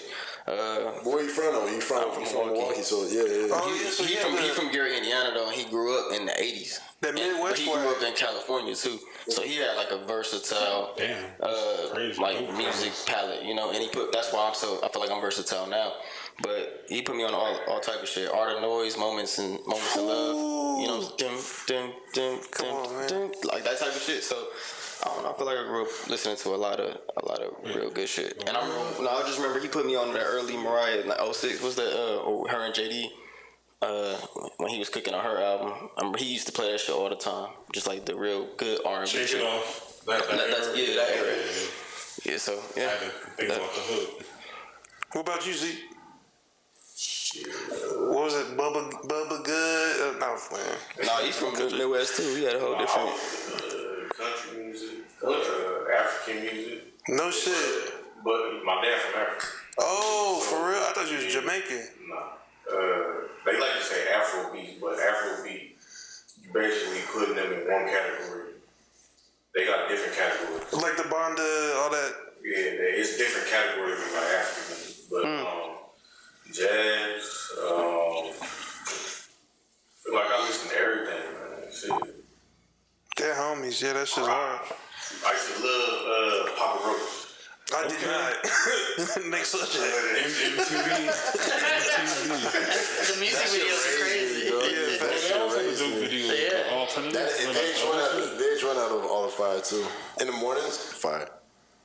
And party music or house music. House music is crazy. Party music. bro. That old house, old dance, it was a different wave, bro. But the visualizers was first popular back then because you would play some shit on the computer and then the visualizer would start. You could see that shit going. And I used to just remember being in the days. My dad would put the little dance music on while we was cleaning the house, and I would just look at the computer and that shit. I'll just get stuck, mesmerized, looking at the little visualizer going. That shit back moved to the BPM. Listening to the house music with the little beat going boom, boom. Like, you know. No, it's not like that. It was like because when I was in Philly, they had this thing called like I think it was house music or party music or something, but it was just like Sped up? no, it was fuck. I don't even know. It's a little different over there. They do different things different. Yeah. It's way different in Philly. I would have to think. It's kind of like how Jersey got the Jersey Club. Bro, can y'all put this nigga in the chat? In the group chat? Yeah, why is it in the group chat? I don't have his number. I would have to send y'all this shit. You finna just add this nigga. No, yeah, it's cool. Yeah, this is crazy. I was gonna say, since both you guys are like kind of like Midwest, you know what I'm saying, all around, like, when I went to New York, it's different. Like, it's not you just gonna listen to trap music or not. I feel like on the West Coast, it's kind of like you only get there's more. Yeah, like you guys listen to everything. Y'all listen to Spanish music, like Bro, and then not even Spanish music. Like our last pod when we did the Spanish breakdown, I was listening to Daddy Yankee. I was listening to all that, the reggaeton shit, all that bachata shit. I was going to my dad again, being versatile in his music palette. We would go to the party next door where the Mexicans live, and they would throw a little kickback, invite us, and I'm there till 5 a.m. looking at them dancing the drugs, just listening to their shit, and just listening to the language and the culture, and just sitting there wanting to go home, being so young, but still appreciating what was going on. So yeah, we listen to all type of shit, bro. yeah, I love And that I shit about appreciate East that Coast. too, just being able to receive that much versatility young in music, because like I feel like everybody should be open to all the different cultures and all the different music that's out here. There's so much other shit other than just hip hop, R&B, and rap. You know. Yeah. So you know. 1000%. They get less crazy. With the new shit, I just saw a meme. Somebody sent me a meme, and it was like, my music so versatile, I'm polyamorous. Or some shit like that. She said it to me. She was like, because every time I get in the whip, playing some different shit. Like if I put my shit on shuffle, you gonna hear some alternative. Oh, she said that to you? I thought so. Nah, you gonna hear some alternative rock. When you listen back to this, You gonna hear alternative rock. You gonna hear a country song. You gonna hear some dance. You gonna hear R&B, some hip hop, some 90s shit, some Jersey club. You gonna hear everything, right? And she was like, "You always listening to so much." She only listen to R&B. Bitch, you gonna hear the SoundCloud. So she always she be confusing. You might hear a 1950s song off a movie soundtrack that you some slow shit that you never would have thought of. So This shit straight from polyamorous and the pause on that if you have to. Yeah. Well, it's up to your discretion. This is dangerous stuff. It's a long one. You gonna have to. It is a long one. I'm just. We at 20 if y'all. You can No. Let's keep going. What's your favorite genre? Okay. We can end it like that. Favorite genre? Go ahead. I like damn, that's tough. That is tough. Like whatever you call like Stevie Wonder. That's real R&B. It's real R&B. That's just fine. Don't throw that real. Don't throw that real tag on it, my nigga. That's rhythm and blues. That's rhythm and blues right there. That's R&B at a time, my nigga. That's R&B at a time. You can't. That's rhythm and blues. That's R&B at a time. You know what I'm saying? All the R&B sounded like that. Like you can't say it's real and fake. What genre you got, nigga? Fuck care, Oscar. What you got? Fuck rap. Crack cocaine. Good. Honestly, my favorite genre is probably I'm gonna just be basic and just say rap. It's probably not R&B for sure. Mine's R&B. It's I'm not scared to say 1,000%. it. I'm tweaking. You scared to say R&B it? I is don't know my why shit you for real. Yeah. I'm gonna say 80s and 90s R&B because like the production was. Yeah. It had a mixture of like. You can play it now. Yeah, the beat is hard. Like it's slap. Like you can vibe and drive to it, or you can kick it with a girl and be like, "Damn, this is a." Bro, they had ballads and like party songs. It's Like versatile. And it was all R&B. The artistry was different back then too. That's why I say real R&B because the artistry was so much different. If you go and watch a song being produced back then, and like just go watch a Michael Jackson video. Yeah, it's not that over The care being put into the song is so much different from now. Now they could just get this computer with this mic and just do R&B. It's different. And I don't want. Not everybody can be Trey Songz. And I don't want to be okay. That's crazy. Not even. I don't want to put too much on this, but also back then. So I'm 100%. But we also had like Quincy's back then. We also had like Timbaland's, JD's, Jermaine Dupri's is JD. But like people like that producing songs. No, I'm saying producing the popular songs. Now, like you said, niggas have computers doing it on their own. Like you know what I'm saying, which is dope, super dope. But they're not the same. Like they don't have the same ear. They just have a voice. Exactly. You know what I'm saying? That's what I'm expounding on. the real David Logan said this. Shit stepped on. No, I just watched artist. That's why I can say that. Exactly. Yeah. I just watched the interview on that, and they just talked about what you said, like how easy it is to set up shop. Like I mean, we proving it. We doing it right now. Like the podcast is a proof of like we have an option to go to a studio and get the setup. But like what works for us, this works for us. I upload the shit. Stan mixes it. Frame does the video, like that shit. Where it's like back in the day, but like even 10 years ago, niggas was struggling to get to a studio to do, to make a song and stuff like that. You had to do this shit in the studio. Yeah, I used to do this shit in the studio type shit. So it was like, they said that's where how the quality kind of crumbled now. You got stepped on. Yeah, because it's like it's so easy, which I get.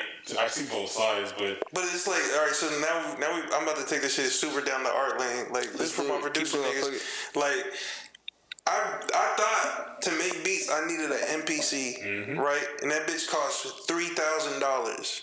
Still, right? Like. I got a used one for $750, right? Get the motherfucker. I had to go download the manual. The driver too. And then I didn't even have the memory card for the shit.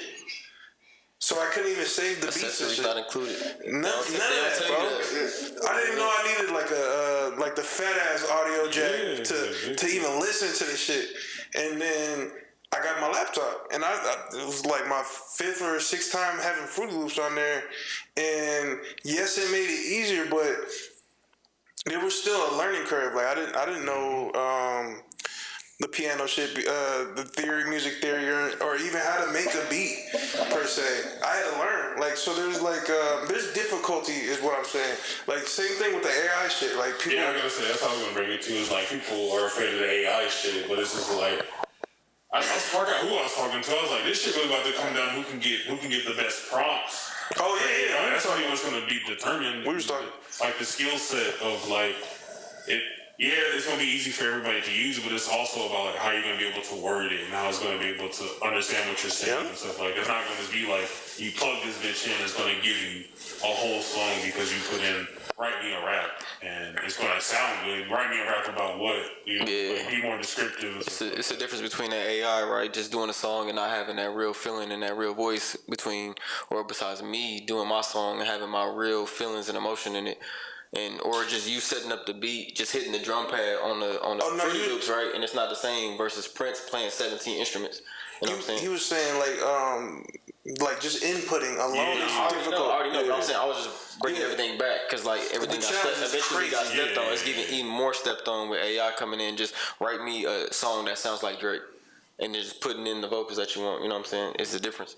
And I think it goes back to what they were saying too. Like, yeah, this shit might be stepped on. Yeah, it's more accessible to more people, but I feel like the real talent still gonna separate themselves from like the pack.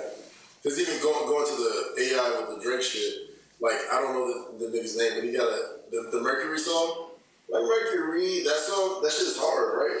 I think it's hard, but like I heard the original version, it's just hard. But then when he puts Drake's AI voice over it, it's just more palatable for more people, so more people want to hear it. It's still somebody else's talent. You know what I'm saying? It just has a different inflection over it, which is Drake's. You feel me? So I feel like the real artistry is still gonna outshine all the other bullshit when it comes to like making beats. If you don't have a fucking MPC versus a FL, if you on FL and reflect a good artist, you're gonna make that shit sound good. Yeah. AI with graphics and shit like that. If you got the right inputs, like you said, you make it sound good. Music, same thing. So like I think it's still gonna be like a vast separation between like the niggas that are just using AI as a crutch versus using their talents and just having AI DNA to get them to where they need to be. You know what I'm saying? So I think it's still gonna be a huge difference. And I feel like real artistry and real artists aren't gonna fear it once they actually see it in motion, because they're gonna be like, all right, yeah, my shit this is just gonna elevate what I'm already great at. Do you think people will see AI as an instrument versus Exactly. something that can Yeah, steal their art? Exactly. Yeah, it's a tool. Exactly.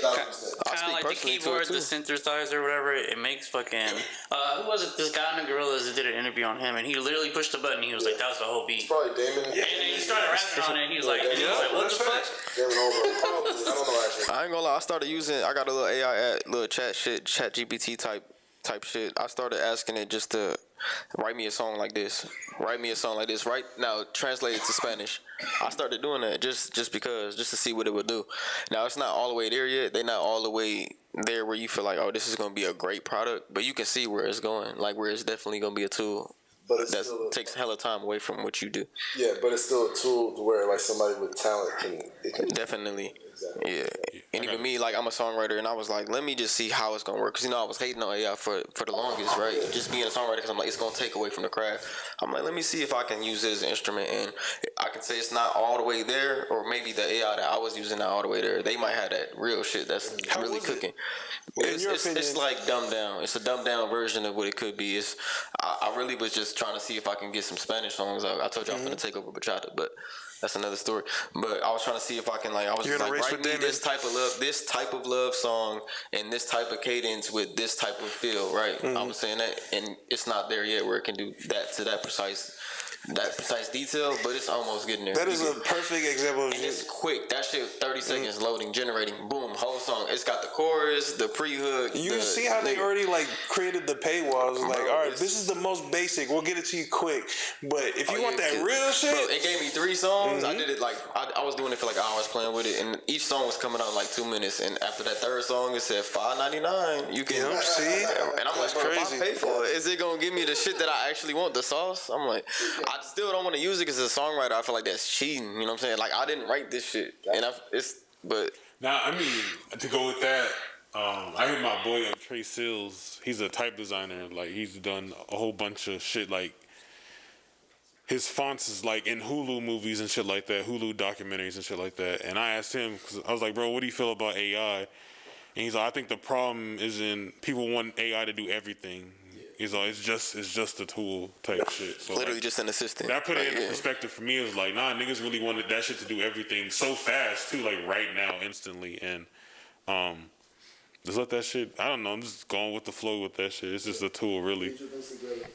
I like the Photoshop thing though, like hella bad. That's just tight. Crazy. We got a new segment.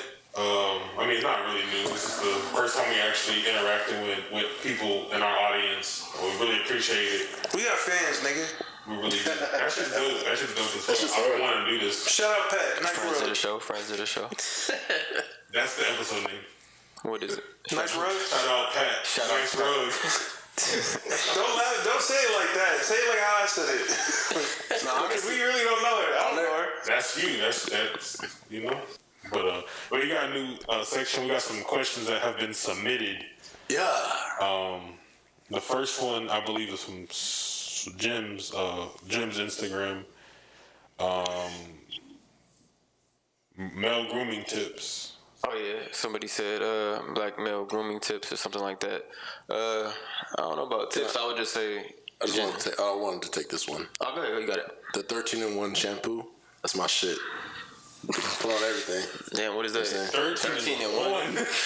Shaving cream, beard wash. Wait. I'm capping. No. I was gonna say break that down. Damn, nigga. This is gym shit. I'm capping. No, I mean you got to keep your appearance up and keep your hygiene up. I mean, you know, you don't want to be out here dirty nails, dirty beard, dry face. I mean, people look at that. I mean, women. I got all my tips from women. Right. That women around me, the women that care about me, my best friends, my homegirls, they always just put me on all the shit that you should be doing. Use this witch hazel because it'll do this for your skin. Use this beard lotion or this beard oil. You know what I'm saying? So yeah. I'll go. Go ahead, Al. You got some shit. It's a crusty nigga on the side of the pod looking at me crazy right now with some fuck. Wait, no, I mean, I would just say establish a routine. You know, the girls at Sephora also will get you right as far as the women to put you on. Yeah, they'll really put you on. Like Stan said, a lot of women put me on. So like, I mean, for me, especially with the heat out here, you gotta get you some like a moisturizer, with like SPF in it, whatever works for you. I don't know. That's up to you. I'm not no esthetician, so get you a moisturizer. Like I said, I would get 2, one for night and one for day. A face cleanser, an exfoliator. Get you some makeup removing wipes. You know what I'm saying? Get all that dirt off your face. Yeah. Niggas wearing makeup? I got you. You notice how the driest skin niggas is? Yeah. No, I'm fucking with you. I got some facial spray that too. Shots fired. And then every week, every either Thursday or Friday, I cut my hair. I gotta see. You niggas are pretty, bro. I like that. That's cool. I'm well kept, man. Hey, get you a nice cologne too. Get you a nice little spray too. Get you right now. Armani Code is in season for me.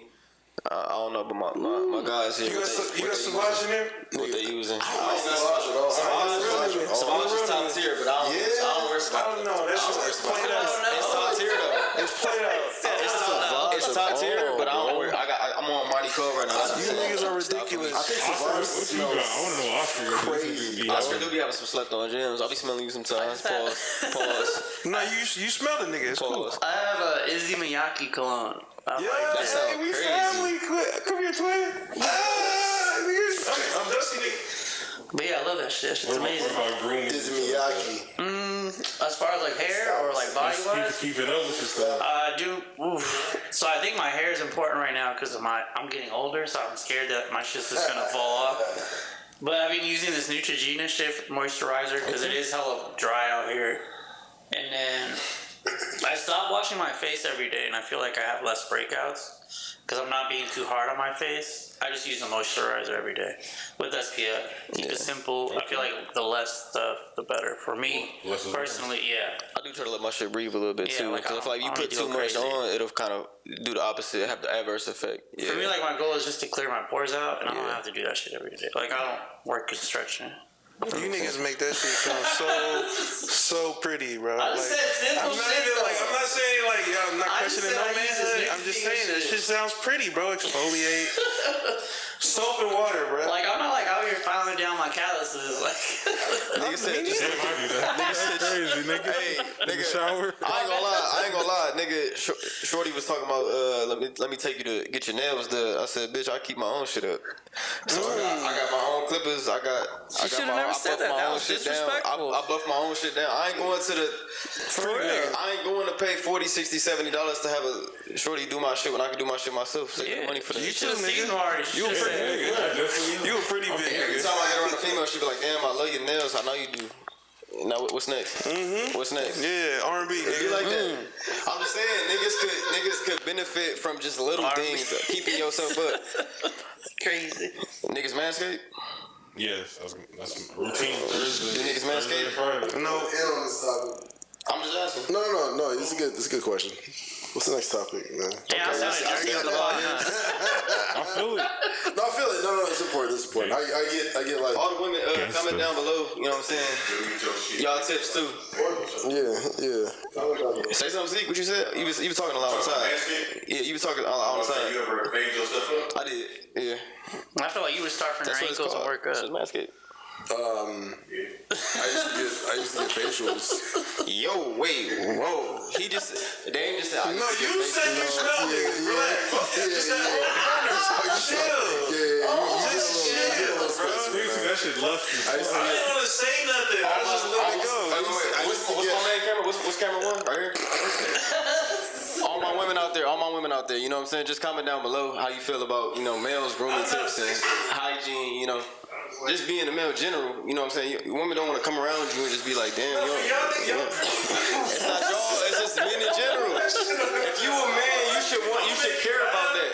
You know what I'm saying? And that might warm up that motherfucker. Who want to walk around like, Warm up that motherfucker. I'm just saying.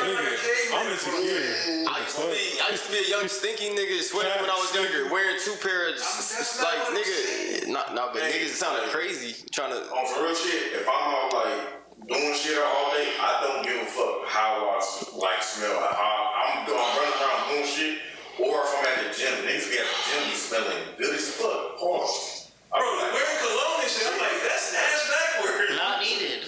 Like, what the fuck is going on? Like, alright, whatever. And this is another thing too, bro. It's like all that shit is toxic, bro. Like that shit, that's the stinky shit that your body be putting out. Yeah. So like, no, I'm sorry, first thing. That's a fact too, but at the same time, Oh, don't walk around here smelling like 2 pounds of bounce that ass. cheat code for me was sorry, it was detergent without the scent. Taking it back to O2. Because I feel like if you use a detergent, you be sweating all the time, it's gonna smell weird. Yeah. No, that's true. That's true. My bad. Anything that has scent usually like Y'all putting the bar soap straight to your body, or y'all using loofahs and shit? I got a rag. All right, okay.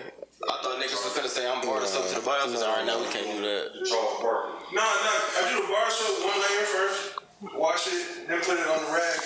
You muted, my brother. Oh, my nigga, good luck. I use the bar soap and bare body first, then to the rag, lather it up, then that exfoliate. Okay.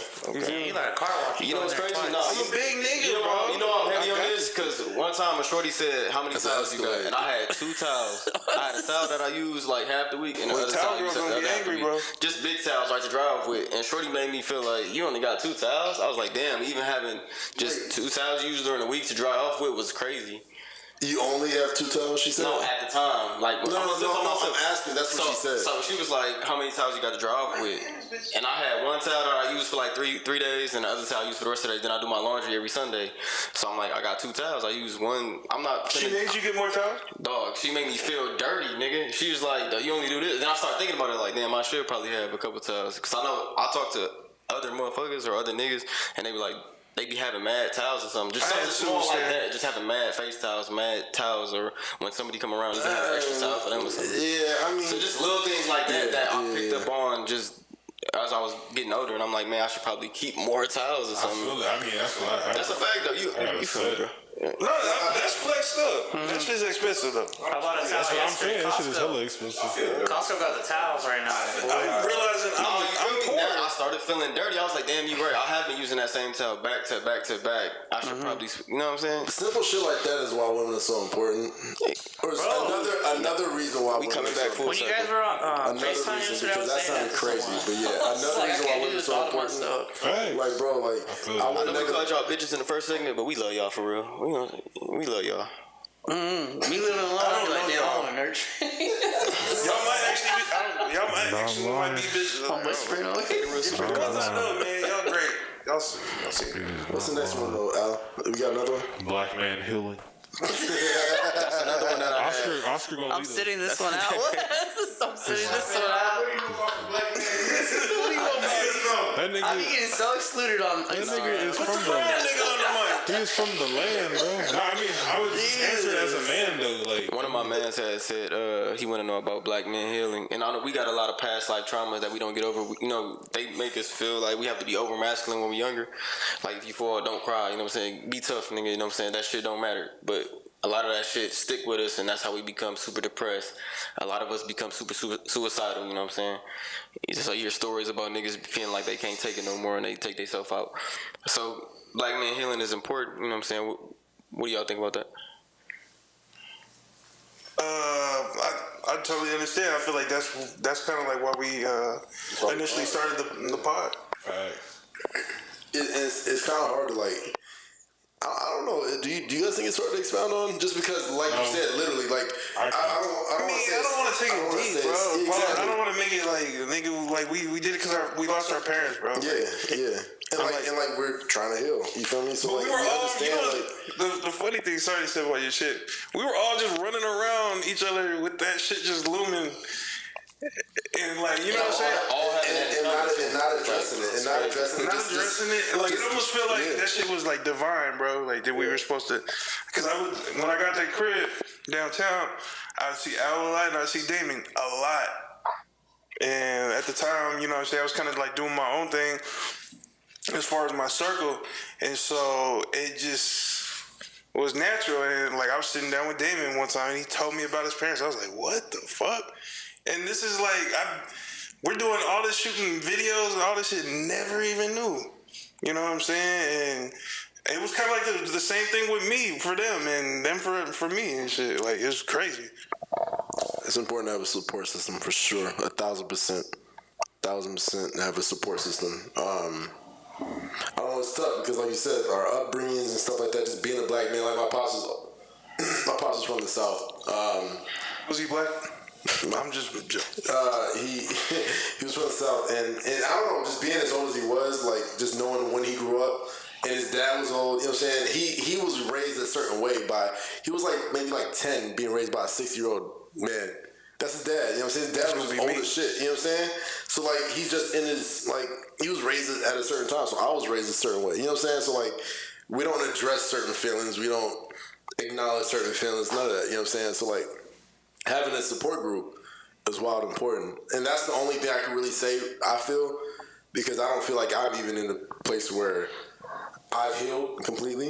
Yeah. And I've done the due diligence to like make sure that I'm in a good space. You know what I'm saying? Like I've done enough, I feel, to be happy, but I know there's way more work to be done. You know what I'm saying? So like that's why I don't feel like I can expound. Yeah. It's because I feel like I'm on my journey to heal.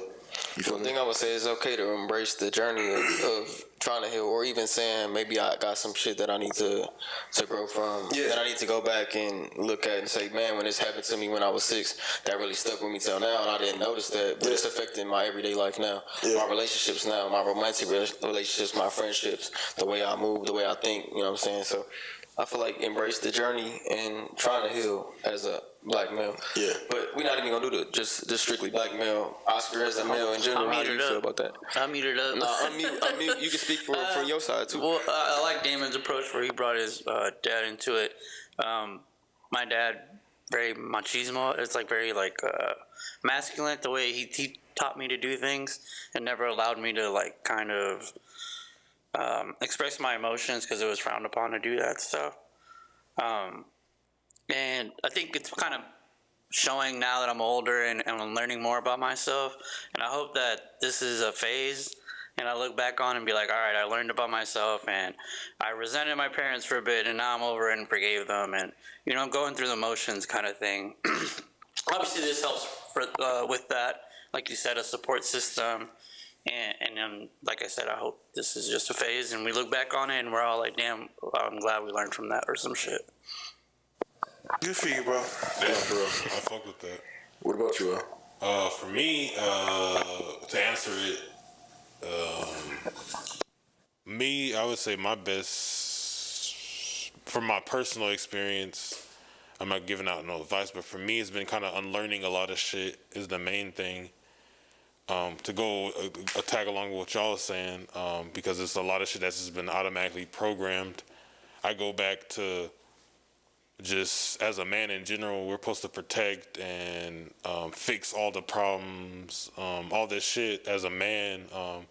But a lot of the time, especially like getting in relationships, we can't even fix other people, and that's not even our responsibility. We could just support people, but we go into that shit like, I could fix this person. That's as much as women do too. Women do it all the time trying to fix men, but for the most part, all we really can do is just support a lot of people.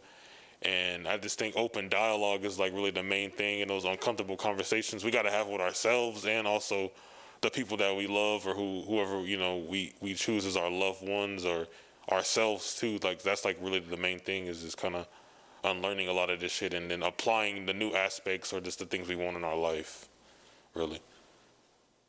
Zeke, what about you, brother? Brother man. Black man. Shit, I feel like everything that I experienced, my life made me who I am. So I don't know about no healing. Like I don't. You're a rapper. I like that too. Like I really, to be honest with you, I don't know. Like I don't get the whole black man healing. I feel like all that shit was invented during the pandemic. And Speak on this. Like I really don't understand that shit, because everything that I've been through, all the shit that I see my dad, my cousins, it made me who I am. Like I am who I am. Like this is what made me. Like I don't know nothing about no healing type shit. So that's. I like that because I was talking to. It was a conversation I had with my dad and the homie D'Anthony, and we were just talking about how he was raising me. And because my friend D'Anthony, he's a father as well, and he was just talking about how he has a like an open communication with his son. You know what I'm saying? Like his son looks forward to telling him shit, whether it's good or bad. And my dad was just saying that that's exactly how I raised you. But I think the tag of like black man healing or whatever is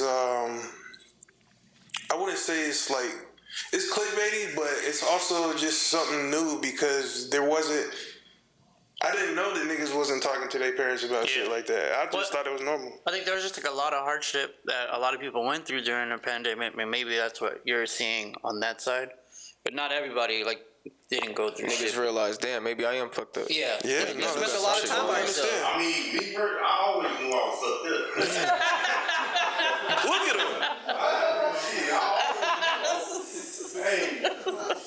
I always knew I was fucked up. No, you great, bro. You great. Yeah, that's hilarious. Next season.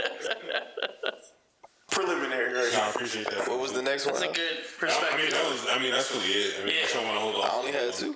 Nobody else had nothing they wanted to. Do you guys feel like, because we kind of branched off into the raising, like how our parents were raising us, and that kind of reminded me of how my dad raised me, and again, like I was talking about how his dad raised him. Being a black man here, like you can't be raised to be no soft ass nigga. So I understand the reason why they raised us the way that they did. Like my parents, my dad at least, you know what I'm saying? So like I understand that now. It wasn't communicated to me that way. Like you can't be like soft because niggas don't look at you know what I'm saying? It wasn't communicated exactly like that.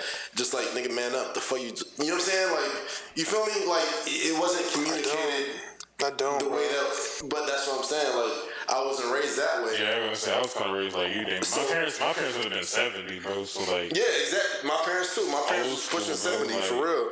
Like my mom had more compassion in her heart, and my dad did too. As he got older, he just knew how to communicate it better. But he really just did it at the time. You know what I'm saying? So like the way what he was doing, I had like a lot of resentment towards him because I really didn't understand myself. But seeing how like he was raised, kind of opened my eyes and be like, because like talking to his brother and shit like that, just opened my eyes and be like, yo, like my dad was like this type of person. He was just raising me to prepare me to be ready to like deal with certain things. But exactly, there's other ways to do that, obviously, and we know that now. But that's just the only way that he knew. You know what I'm saying? So that's why I wanted to ask, like, do you guys feel like being raised by your parents the way that they did, do you think it was malicious? Not think it was malicious, but do you think that it was because that they didn't know how to articulate how you have to maneuver as a black man in America or just a man of color? Yeah, like I don't think recognized that, you know, she was, she could emasculate a man. Like, I think she knew, but, like, she didn't know that she would bring that shit into her relationship. And I don't think my dad knew that, that he was consciously being vulnerable. You know what I'm saying? Like, he was just being himself. My mom was just being herself. Like, it wasn't always, like, promoted to be like, yo, what's bothering you? Nah, it was like, when I was growing up, I would just be quiet or just get really frustrated or be quiet, just standoffish, all that shit, and get headaches and all this dumbass shit that I was doing, inflicting on myself that I didn't need to. And my parents were right there like, yo, look, you need to stop that shit. Like, my dad, perfect thing. His mom pulled him, his mom pulled him to the side. He's like, look, boy, you keep holding all that bullshit in, you're gonna drive yourself insane and kill yourself. I know that's an un-PC ass answer, but like, he was like, so from that day on, he was like, yo, I just started letting shit go. And it's cool. And like, I was like, all right, I'm 13 when he tells me that. I was like, okay. But it wasn't supposed to make sense right there. It was just something I could just pull out as a card when I get older. And the same way you guys talk about how rough around the edges your parenting style is. I was waiting to bring that up. Yeah. You gotta remember our grandparents was like, my grandparents was born in like the 40s, nigga. My black grandma, my dad's mom grew up on 2300 Jackson Street around there with Michael Jackson and them. She used to tell me them stories. So that's a whole different time, you know. So we got to remember how they was raised, and then they parents, how they was raised. That just gets passed down. So we taking it out on our parents, or looking at them like, damn, why you doing that? Why you saying it like that? Why you treat me that way? Why do you feel the parent that way? I'll never do that when I have a kid. I'm sorry. I'm sorry to cut you off, but this is like a very vital story. Like, I'm really close to my parents. Y'all know, like, if y'all haven't met Pops yet, I'm waiting to bring him to you. I'm still waiting to meet him. But like, his relationship with his mom is terrible. He resents the fuck out of her. Terrible. And then his dad wasn't even with her, and he died like when he was like 9 or 12, one or the other. And I look at the amazing relationship I have with both my parents. As a result of that shit, is like, that's crazy, bro. Like I don't know whether or not my relationship with my future kids is going to be either good or bad because of the experience I had with my parents. You know, like, it's a gamble to me. Yeah. Because of what your dad had to go through to get to this. Yeah, because I feel like I feel it. y'all would be great parents because of the strife of like how you guys were raised. Like, I don't.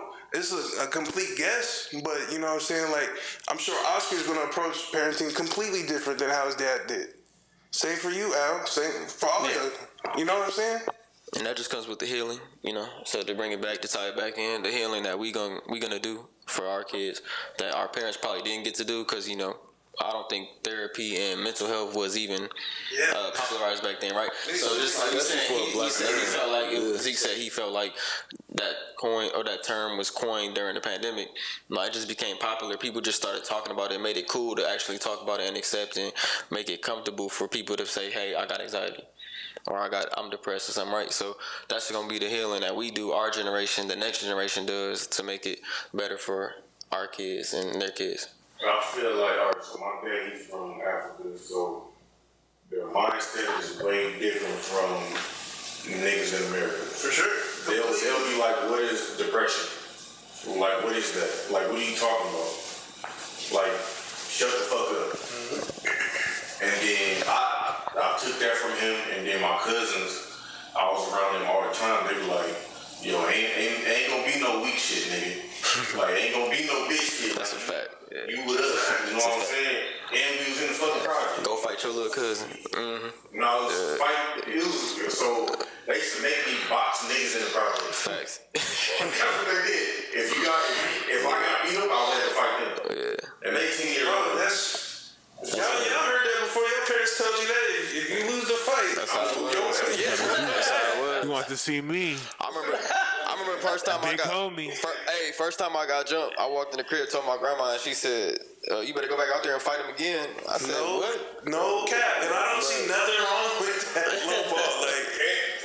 And today's kid, I'll be like, y'all little motherfuckers. Sorry. They don't even go outside no more." Yeah, I'll be saying some shit to him. Oh, you can't say that to him. No, man, fuck. Like, why? What? Take this home, man. I can't stand that. It's too late. They 30 years too late. Like, this is my kid. Let alone you know what I'm saying? Someone gonna tell you how to parent your kid. That sounds crazy. And Zeke, you a parent, so I definitely understand. Hats off to you, big brother. I'm not gonna treat my son the way my dad treated me. For sure. I'm gonna do better than him. But you still instilling. But I'm still gonna a lot of shit I'm not gonna let slide. Yeah, bro. A lot of that shit, as bad as it is, that shit has saved your ass at some point in life. Bring ass whoopings back. Crazy. Bring belt to ass back. Bring the switches back. Nigga, my mom. Bring go outside and pick a switch. If it's too big, you get whooped twice. If it's too small, you get whooped 3 times. Go get the belt. The shoe. My mama did something crazy one time. Bro, when they make you take a bath, and then as soon as you got the bath, you forgot about the ass whooping, Oh, right? no, that was for the ass whooping. And then she walk in with the belt and get bring ass. Nah, I'm just playing. You know what I'm saying? We don't want to get canceled. Bring ass Nigga, back. the light punishment my mom used to tell me and my sisters to line up, right? Stick your hand out. Bro, with the spoon, you get the spoon? Where she had this braided belt. Oh, leather. Yes. If you move your hand down, when she cocked it up, bro. she pull your hand out, it's wham wham. No, you know what's crazy? The community used to be crazy back then, because in my parents' time, your neighbor could whoop your ass and send you back home and get your ass. But look, nah, you know what's crazy? The way I grew up, our community was, our daycare lady that we used to go to was kind of like our family. She used to have this brown spoon was chocolate, this vanilla spoon was vanilla. That's what she called it. And nigga, if we was being bad, she'd say chocolate or vanilla. And the vanilla was small, but that motherfucker sting. And that chocolate one was. He was like, both of them bitches. But you just had to sit there and wait with your hands out, and you get palms up or palms back. And if you move, and you wait 30 seconds, bro, you just sitting there like hot hands. Nigga just like, wait. Yes, imagine a nigga do that now, bro. Was that some evil shit? The nigga should No, we bring that back? bullshit. Yeah, that nigga earned it. Nigga, I put a fire. Bro, we just kids though. Bro, that's why I say I never did that shit again. This is why we gotta heal. some parents was just taking Exactly why niggas gotta heal, bro. It's the traumatic shit we talking about is less bro. Exactly. That's the wild part. Crazy drop.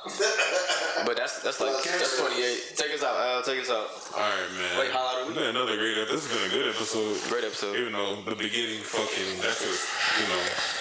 Hey, They're gonna say shout out to the universe, you know. For real. Appreciate y'all for a great episode again. Facts. Before we get up out of here, Damon, you know, you gotta do your little. Yeah, don't call it little nigga. Yeah, we ain't Cali niggas. Like you your little shit on the podcast. Cali nigga down. Your little segment or whatever. Your little segment or whatever. You're right. Hey, Sid, I'm sorry. I'm chewing gum. I'm sorry. Don't kill me about the gum. Hey, I need everybody's best part of their week. I'm gonna go first because I'm gonna pass the mic to Zeke because Zeke need to get on mic. Best part of the week, I started the new position at the gig. Like I hit the floor. All that Wall shit. Street. Honestly, no, he's good. I got him. Sorry, that's what you're talking about. But yeah, no, I started the new gig and it was great, man. Honestly, it's been it's way less overwhelming as I thought. Time is still fucked, but my mental isn't as fucked as I thought it'd be. So great. What about you? On Sunday, I went to Topgolf, and then we went to Talking Stick. It sounds very selfish to me because it's about me. But I played blackjack, and then I won. I was really happy. You gambling? Yeah, I love gambling. I didn't know that. That's right. That's just tight. Ain't no feeling like it. I don't know the rules, bro. So when I be in the casino or whatever, I just be like a little bit sick. Like, that's how they get your money. Because they don't tell you the rules, nigga. They don't tell you how to play They were mad. You was hitting the table? Yeah. Beating they dumb ass. I did really good. That's how my friend was talking to the girl. And I just look over and she's just like this. Just nodding her head. It was hilarious. He was like, "Get him, boy." Yeah. This shit was fun. That was my What highlight. about you, bro? Highlight of the week. Got my bonus for my job, so Niggas getting money, I nigga. know what I was saying, money. they bumped that pay up too. Nigga, we need that shit. They bumped that pay up too, so you know what I'm saying? We Nice. Nah, the last 2 weeks have been. yeah, they bumped that shit back up, so we My nigga had to take the braids out, bro. it was stressed. Vexed. What about you? Oh, I got a name for you, nigga. What is it? Benny Kravitz. Oh my god. Bro, Benny Kravitz is crazy. We got one. I'm sorry, Y'all done man. seen me in the streets. Benny Kravitz, you know what I'm saying? Ain't no gyms. He said it so Man, confident. today my highlight of the week, man. This shit lit. I had fun. It was a good episode. Shit, new business endeavors. Okay. And then my son walked yesterday. Shout out to the Don Julio. Yes, sir. The Don. The Don. We're skipping Damon, right? The Don. It's Went Damon. first. You already won. White went first. It's Damon, brother. What did he say? We finished it on Oh shit, for me, Take us out of here. I just paid rent. I was able to pay rent. Nigga. Ain't nothing